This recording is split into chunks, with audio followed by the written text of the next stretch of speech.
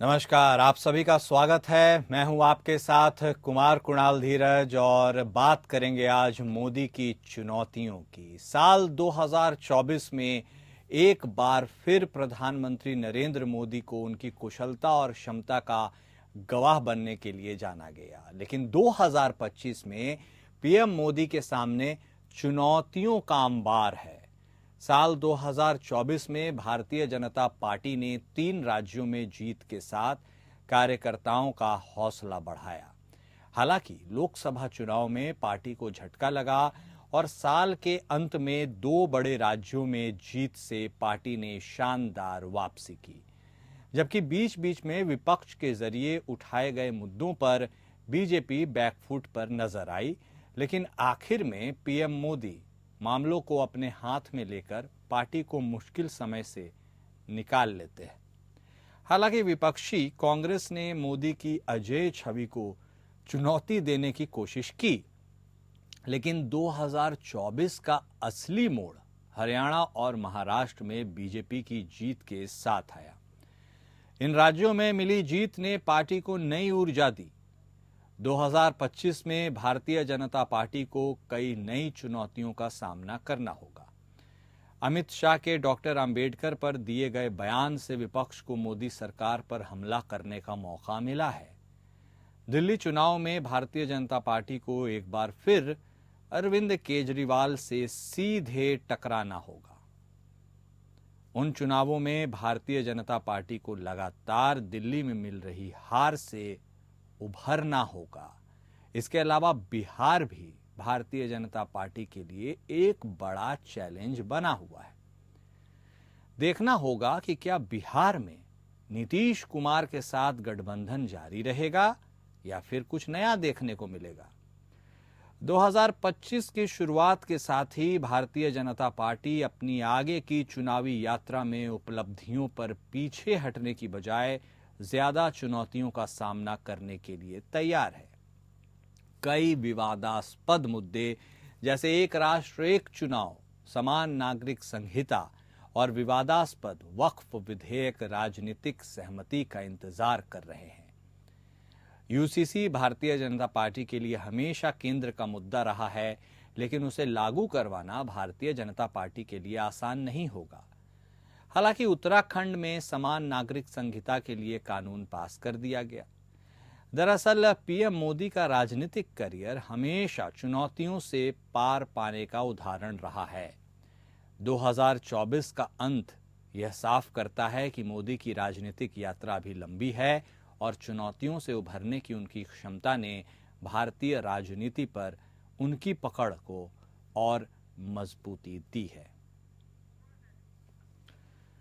तो 2025 को लेकर प्रधानमंत्री नरेंद्र मोदी के लिए क्या कुछ चुनौतियां रहने वाली हैं और क्या 2025 उनके लिए चुनौती से भरा रहेगा, इसके बारे में आज चर्चा करेंगे। लेकिन सहयोगियों को साथ बनाए रखना उनकी एक बड़ी चुनौती जरूर हो सकती है, क्योंकि दिल्ली और बिहार के चुनाव अब सामने हैं।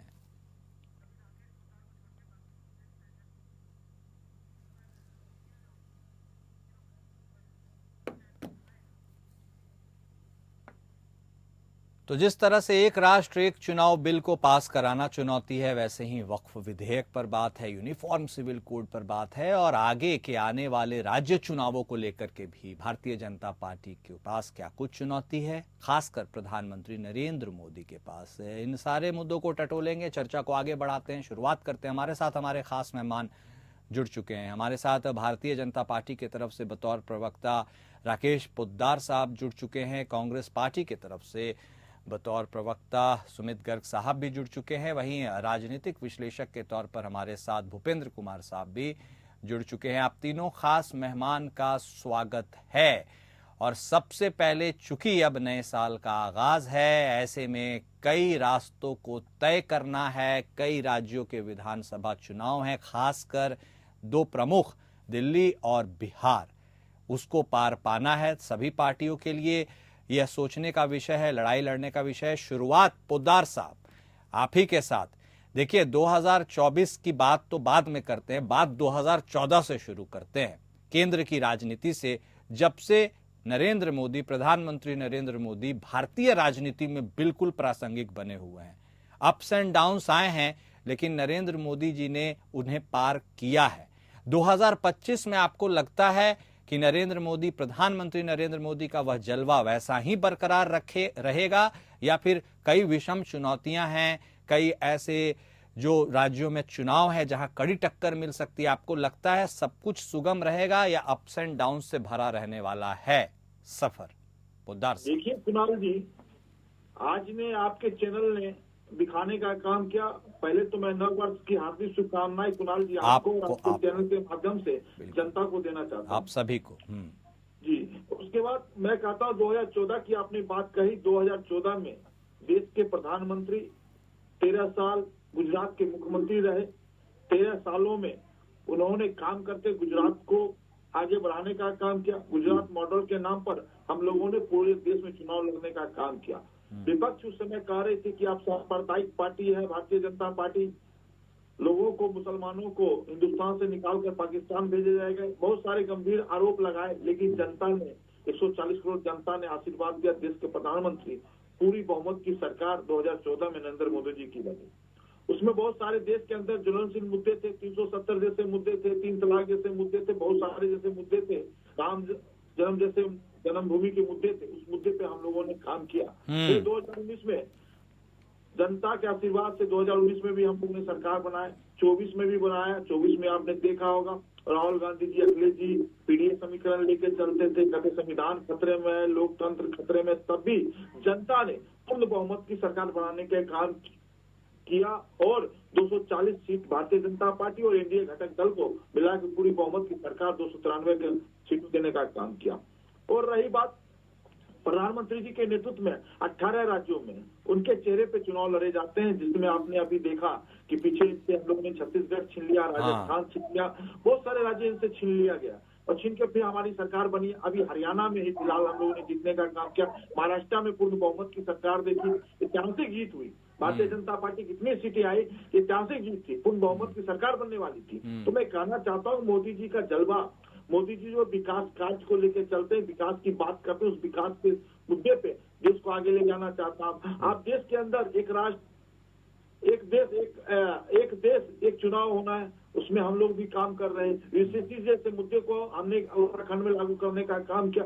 बहुत सारे देश के अंदर मुद्दे हैं, उसको काम करने की जरूरत है। लेकिन आज भी विपक्ष जाति जनगणना खोज रही है। जाति जनगणना हम कराना चाहते हैं, लेकिन एकता और अखंडता के लिए जाति जनगणना कराना चाहते हैं। इसमें इनको क्यों दिक्कत होती? बहुत सारे मुद्दे हैं, लेकिन देश के प्रधानमंत्री जी के नेतृत्व में बिहार का चुनाव 20 साल से लगातार हम लोगों ने, एनडीए सरकार ने वहां बनाने का काम किया। एनडीए की सरकार 2005 से लगातार चल रही है। और रही बात, आपने दिल्ली की बात कही, दिल्ली में भी आप देख लीजिए, दोनों पार्टियों को देख लीजिए, कांग्रेस और आम आदमी पार्टी एक दूसरे को गाली दे के पार्टी बनाई केजरीवाल जी ने।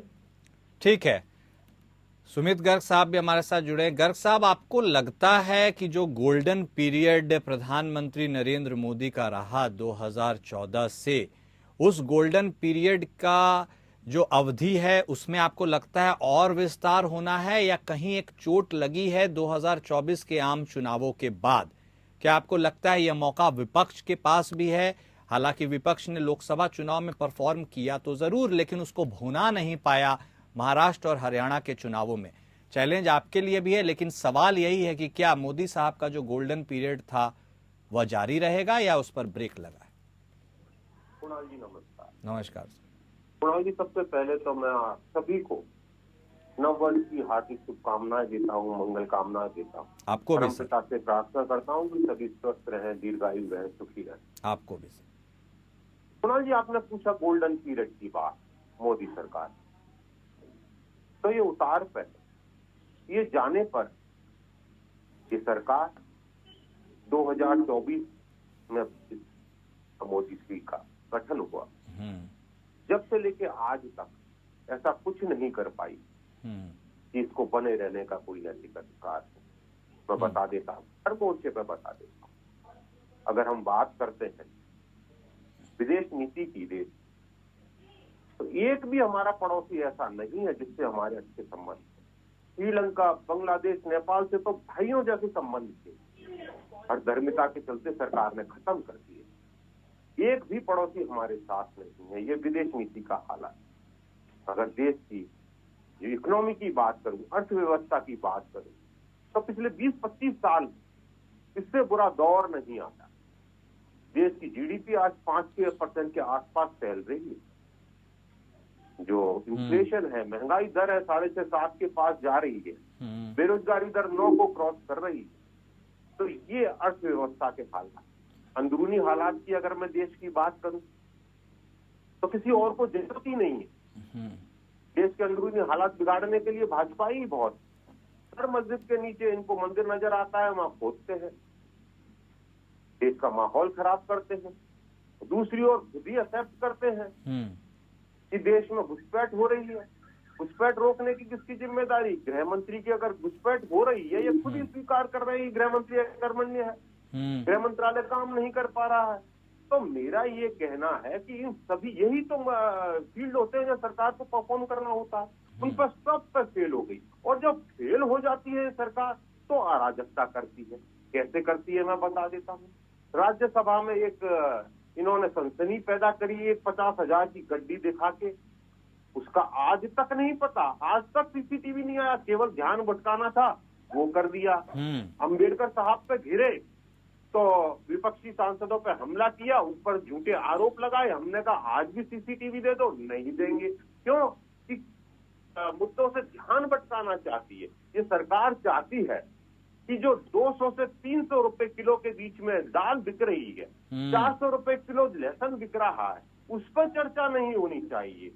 केवल मंदिर मस्जिद पे हम उलझा के रखें और अपना स्वार्थ और उल्लू सीधा करता है। तो कुणाल जी, अब ये हो नहीं सकता। ये देश खुली आंखों से देख रहा है। इसलिए मैं कह रहा हूँ, आप जो कह रहे थे गोल्डन पीरियड, हाँ था 10 साल, लेकिन अब ये उतार पे और 2025 हो में मेरे को ऐसा लगता है कि इस देश को मोदी जी से और मोदी सरकार से छुटकारा मिलेगा। ठीक है भूपेंद्र कुमार साहब, अब आपके पास आते हैं। देखिए, जो बात हम करते आ रहे हैं दोनों प्रवक्ताओं से, कांग्रेस के और भारतीय जनता पार्टी के, आप इस पूरे सिचुएशन को क्रिटिकली कैसे असेस करते हैं सर? क्योंकि आने वाला समय, अब चूंकि वो बात रही नहीं है 14 और 19 वाली, जब भारतीय जनता पार्टी पूर्ण बहुमत से अपने दम पर एनडीए की सरकार उन्होंने बनाई थी।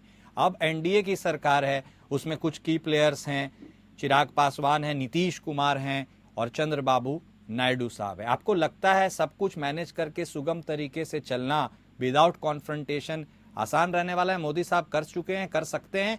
या फिर आपको लगता है चूंकि वो सिंगल हैंडेडली बैट करते आए हैं अभी तक और गठबंधन सरकार में उनको उतना कंफर्ट महसूस होता नहीं है, इसमें कुछ उलझने हो सकती हैं? मैं कहने का मतलब ये है, आप कैसे असेस कर रहे हैं 2025 से मोदी सरकार को पहले तक और 2025 से आगे? जी कुणाल जी नमस्कार, और सभी प्रवक्ताओं को नमस्कार करता हूं मैं और नए वर्ष की शुभकामनाएं। नमस्कार सर आपको। देखिए, आज राजनीति के नए परिप्रेक्ष्य में हम चर्चा कर रहे हैं 2025 के आगाज पे कि देश की राजनीति किस दिशा में होगी। और प्रधानमंत्री नरेंद्र मोदी का अगर पृष्ठभूमि हम देखें पहले, तो 2001 में अक्टूबर में वो गुजरात के मुख्यमंत्री बने थे। उसके बाद 2022 का चुनाव उन्होंने विधानसभा का जीता, फिर 2007 का और 12 का। ये लगातार चुनाव जीतते गए और 14 में वो फिर केंद्र की राजनीति में आए और 14 और 19 का चुनाव उन्होंने अप्रत्याशित बहुमत और पूर्ण बहुमत के साथ जीता, जो कि राजनीति समीकरणों के अनुसार से एक जो नई राजनीति की दिशा तय की थी। जो गठबंधन की राजनीति आई थी, उसको गठबंधन की राजनीति को एक पूर्ण बहुमत की राजनीति। लेकिन साथ में एक उपलब्धि ये रही कि उन्होंने 2019 और 14 के चुनाव में एनडीए गठबंधन अपने आप में रखा और उनके लोगों को अपने मंत्रिमंडल में शामिल किया। वो एक निश्चित रूप से एक वैश्विक राजनीति रूप में एक लोकप्रिय नेता के रूप में उभरे। अगर आज की स्थिति में देखा जाए तो लोकप्रियता में उनकी सबसे बड़ी रैंकिंग है और सबसे ज्यादा लोकप्रिय है। और उनसे एक चुनाव अगर देखा जाए तो देश का एक, चाहे ग्राम पंचायत का चुनाव हो, चाहे नगर पालिका का चुनाव हो, चाहे विधानसभा का चुनाव हो, चाहे लोकसभा का चुनाव हो, उनकी छवि में उभारा गया। लेकिन हमने ये भी देखा कि कुछ अप डाउन भी आए। देखिए 2024 का फल तो उनके लिए बड़ा ही अप डाउन भरा रहा, क्योंकि उन्होंने 2024 में जनवरी में भगवान श्री राम की प्रतिष्ठा की। उसके बाद जो विधानसभा के चुनाव आए, उस चुनाव में उन्होंने हरियाणा जीता और भी कई राज्य जीते, लेकिन झारखंड हारा। और महाराष्ट्र अभी जो वर्तमान में है, महाराष्ट्र का चुनाव जीता जो 50-50 का। अब रही गठबंधन की राजनीति की, जहां पे जेडीयू और नीतीश कुमार जो कि एक बहुत ही नेता है, लेकिन उम्र बढ़ गई है उनकी, अब 72 साल के हैं, वो भी चाहेंगे कि अब हमारे नाम पे साथ जो पलटू राम लगता है वो न लगे, क्योंकि 20 साल की उनकी जो वहाँ की राजनीति और जो मुख्यमंत्री रहे लगातार, तो अब वो भी चाहते होंगे कि इस उम्र में हम ठहराव दें और अपने आप की एक पहचान दें। हाँ। ये एक राजनीति परिदेश में होता है, लेकिन राजनीति में नया भविष्य कब देखा जाए ये भी नहीं नकारा जा सकता। और दूसरी बात रही नायडू जी की, तो नायडू जी निश्चित रूप से राजनीति समीकरण में अभी अगर कहा जाए तो अभी राज्यों में उनकी लोकप्रियता मोदी जी की घटी नहीं है, और मोदी जी की लोकप्रियता आपने महाराष्ट्र के चुनाव में भी देखी होगी कि उस तरह से उनके चुनाव में उन्होंने कैसे तरह से स्वीप मारा है, और जो अप्रत्याशित परिणाम है भले ही झारखंड में उस तरह से नहीं आए होंगे। तो जहां जहां एक संजीवनी का काम कर सकती है और जो गठबंधन को साथ में जोड़े भी जा सकती है। दूसरी बात उनके जो नेशन वन इलेक्शन का है, यूसीसी हो, चाहे आप और भी उनकी जो राष्ट्रीय अंतर्राष्ट्रीय योजनाएं हैं जो कि उनको, तो एक बात तो है कि ये जनता तक संदेश पहुंच गया है कि मोदी जो कहते हैं वो करते हैं, और ये एक उनके लिए प्लस पॉइंट है। मैं आपको ये भी बताना चाहूंगा साथ साथ कि विपक्ष की जो 99 सीटें इस समय 2024 में आई, तो विपक्ष ने भी अपने आप को एक संगठित करने की कोशिश की और संविधान वाला जो नारा लगाया, जो संविधान बचाओ, उसके परिणाम के तहत कई राज्यों में ध्रुवीकरण भी हुआ। लेकिन अभी जिस तरह से दिल्ली में चुनाव होने हैं, और दिल्ली के चुनाव में निश्चित रूप से बीजेपी पास से कोई नेता नहीं है, और एक दशक से आप पार्टी और केजरीवाल जी निदांत रूप से शासक के रूप में एक नेता के रूप में बने हुए हैं। उनकी रिक्त का बीजेपी अभी साहब सिंह वर्मा के मृत्यु के बाद कोई ऐसा नेता दिल्ली में नहीं आया। ठीक है, यहाँ पे जरूर ये लग रहा है कि मोदी जी का जो फेस था वो दिल्ली में सफल नहीं हो पाया। अब वो उसके कारण क्या है, लेकिन लोकसभा में वही फेस सफल होता है और विधानसभा में नहीं होता है।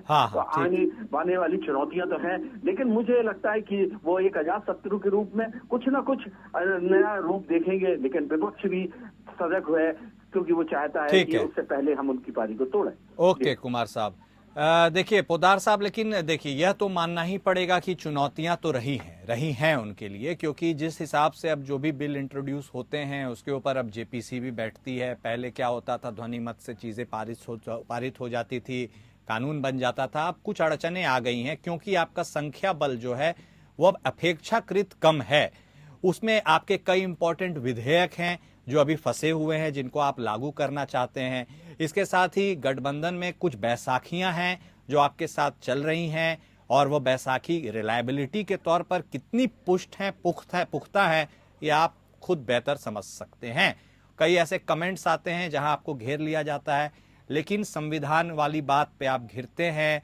उसके साथ ही लेकिन एक चीज चल जाता है, एक है तो सेफ है, नेक है, सेफ है, वो वाला पूरा नारा चलता है। आपको लगता है कि आने वाले समय में जिस माइलेज के साथ आपने आगाज किया था 14 में, अब वो माइलेज जो है गाड़ी थोड़ा कम देगी और आगे रोड ब्लॉक्स ज्यादा होंगे और कुछ अड़चने आ सकती हैं। सबसे बड़ा लिटमस टेस्ट दिल्ली और उसके बाद बिहार, जहां किला फतह करना संभवतः इतना आसान नहीं है। पोद्दार साहब, देखिए कुणाल जी, चुनौती, हम लोग सामाजिक लोग हैं, समाज को जोड़ने वाले लोग हैं। समाज को जोड़ते हुए देश को, राष्ट्र को आगे ले जाना है, तो चुनौती तो होगा ही। इसके अंदर बहुत सारे काम करने हैं। पूरे 100 साल जब हम मनाएंगे, पूरा देश मनाएगा, तो सोने की जो चिड़िया भारत को खाता था उसको बनाने के लिए हमारा लक्ष्य है। रही बात, अभी आपने कहा, इनके कांग्रेस के नेता ने कहा, मैं कहना चाहता हूँ भैया, राहुल गांधी जी ने 2014, 19, 24 उनके नेतृत्व में चुनाव लड़े, अभी तक 272 का आंकड़ा आप लोग नहीं पार कर पाए।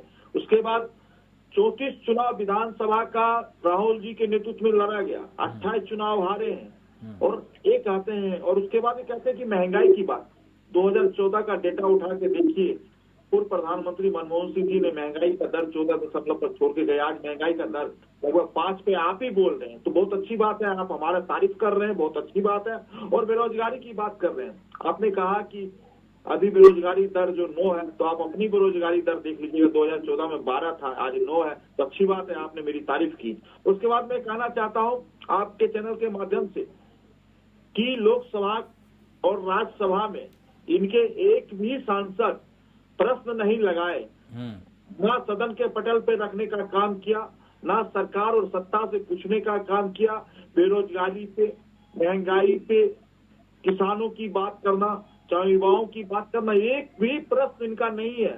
तथ्य के साथ मैं बोलना चाहता हूँ, ना पटल पे है ना पूछा गया। सिर्फ इनको अडानी चाहिए, और अडानी के साथ साथ बाबा साहब अम्बेडकर के जो मुद्दे पर 11 सेकंड का वीडियो दिखाने का काम प्रियंका जी ने अपने ट्वीट के माध्यम से किया, बाकी का वीडियो तो उन्होंने दिखाया ही नहीं। तो मैं कहना चाहता हूँ इस मुद्दे से नहीं। और एक और बात मैं कहना चाहता हूँ, हम कहते हैं एक है तो सेफ है, और ये कहते हैं एकता और अनेकता में खंडित करना चाहती है राहुल गांधी जी। राहुल गांधी जी, मैं कहना चाहता हूँ एक है तो सेफ है। 140 करोड़ की बात हम करते हैं, हमेशा 140 करोड़ की बात करते हैं। और प्रधानमंत्री जी का एक किताब है, जिस किताब का नाम है खुल। जब वो संगठन महामंत्री थे, जब वो गांव में रहा करते थे, जब वो गांव के सरपंच लोग थे, उन्होंने कहा कि हमारे गांव के लोग व्यक्ति दलित है, ठीक है, उसकी आगे बढ़ाने का किस तरह चर्चा हो, तो उन्होंने अपनी किताब के जरिए से माध्यम से किया था। ठीक है, उसके माध्यम से किया। ठीक है पोद्दार साहब, ओके। गर्ग साहब, आपको लगता है विपक्ष लामबंद जिस तरीके से, पुरजोर तरीके से होना चाहिए उस तरह से नहीं है? क्योंकि सेंटर में आप एक रहते हैं, लेकिन राज्यों के चुनाव में आपसी मनमुटाव इतना हावी हो जाता है कि एक दूसरे के ऊपर आरोप प्रत्यारोप कुछ इस कदर चलते हैं कि विपक्ष को, आपके विपक्ष को मौका मिल जाता है। ऐसे में प्रधानमंत्री मोदी को क्या इस साल भी एडवांटेज रहेगा आपकी वजह से, या आपको लगता है नहीं इस बार बिहार और दिल्ली में खेला होगा? कुणाल जी, बड़ा दुख का विषय है। नए साल के पहले दिन बीजेपी के प्रवक्ता ने नेशनल चैनल पर बैठ के देश के सामने कितना बड़ा झूठ बोला। ये बोले कि हमारी जीडीपी कम थी। अरे साहब, 2023 में हो जीडीपी, 2013 में जीडीपी थी देश की 8.8, और जब हमने देश में शासन सौंपा था जब थी 7.2। इतना झूठ मत बोलिए, अपने कुकर्मों को छिपाने के लिए झूठ का सहारा नहीं ले। दूसरी बात आपने करी कि आगे क्या होगा। कुणाल जी, हमें कुछ नहीं करना ज्यादा है। ये इंटरनल कॉन्फ्लिक्ट इतने ज्यादा है बीजेपी और आरएसएस में, ये खुद के लड़के कर लेंगे। अभी आपने देखा मोहन भागवत साहब के बयान आए सरकार के खिलाफ बयान से। सरकार ने क्या किया? टीवी चैनलों पे साधु सन्यासियों को बिठवा के टॉक शो करवा के मोहन भागवत साहब को गाली दिलवाने का काम किया। उनके अंदरूनी लड़ाई चालू हो गई है। दूसरी बात करी इन्होंने कि साहब, आपने बात करी बैसाखियों की, तो बैसाखी सबसे बड़ी है नीतीश कुमार जी और नायडू साहब। नीतीश कुमार और नायडू साहब दोनों ही इनसे परेशान है। नीतीश कुमार तो अभी ज्यादा परेशान हो गए जब इन्होंने राज्यपाल बदल दिया। अल्पसंख्यक राज्यपाल केवल इसलिए लाया गया है कि वो नीतीश कुमार जी की लगाम कस सके, अल्पसंख्यक वोटों को बीजेपी की तरफ ला सके। तो नीतीश कुमार जी ऐसा है। बात करूं नायडू साहब की, तो नायडू साहब इनका जो यूसीसी है, वक्फ बोर्ड का बिल है, उससे परेशान है। ये लेके आ जाए, नहीं नायडू साहब सदन से वॉकआउट कर दे या इनकी समर्थन ले ले तो हमें बता देना। तो ये खुद फंस चुके हैं। इंटरनल कॉन्फ्लिक्ट इतना ज्यादा है कि ये सरकार कब जाएगी ये कहा नहीं जा सकता, लेकिन जल्दी जाएगी। बीजेपी के अंदर इंटरनल कॉन्फ्लिक्ट है। इनके साथियों के साथ इनकी बन नहीं पा रही है, पटरी नहीं बैठ पा रही है। आपने सही कहा, मोदी जी कभी भी ऐसा सहज नहीं हो सकते। एक सहयोग के साथ सरकार चलाने के लिए वो डिक्टेटरशिप के लिए जाने जाते हैं। गुजरात कंक्लूड कर देता हूं कि हमारा मॉडल स्टेट है। अरे साहब, झूठ बोलने की कोई हद होती है। गुजरात, मोदी जी गुजरात, शाह साहब गुजरात, अडानी जी गुजरात, अंबानी जी गुजरात, सब मिलकर गुजरात को पोष रहे हैं, लेकिन फिर भी गुजरात 7.5 लाख करोड़ का कर्जदार है। ये गुजरात मॉडल है, इसलिए ये सरकार जाएगी, 2025 में ही जाएगी। ठीक है, बहुत शुक्रिया आप तीनों खास मेहमान का हमारे साथ जुड़ने के लिए और बातचीत करने के लिए, और यह बताने और टटोलने की कोशिश करने के लिए कि 2025 में आखिर प्रधानमंत्री मोदी के सामने क्या कुछ चुनौतियां हैं, और यदि चुनौती है तो क्या वो पार पाएंगे या मझधार में कहीं फंसते चले जाएंगे, तो वक्त ही बताएगा। मेरे साथ फिलहाल इस खास पेशकश में इतना ही। नमस्कार।